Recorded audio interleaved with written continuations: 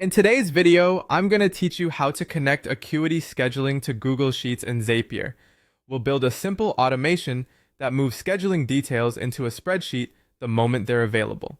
In Zapier, this is called a zap, and it has two parts: a trigger, which starts the automation, and an action, which is what happens next with your data. First, go to the Zapier website. From your dashboard, click Create to start something new, then choose Zaps to open the editor.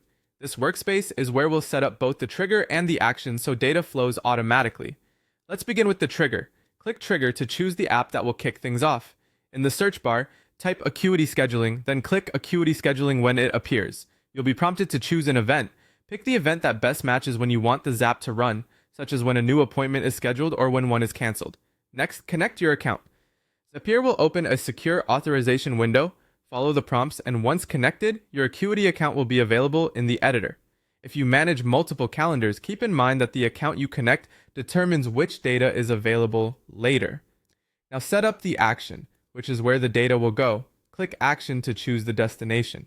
In the search field, enter Google Sheets, then click Google Sheets to select it.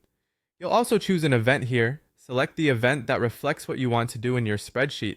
For example, creating a new row for each appointment, or updating an existing row when details change.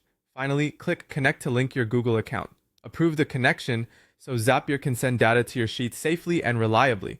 If you use more than one Google account, be sure to connect the one that has access to the spreadsheet you plan to use.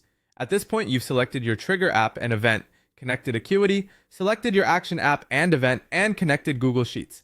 The core pipeline is in place. From here, you can map the fields you want to pass from Acuity into your Sheets columns, make sure the data types line up, and confirm that the information lands exactly where you expect.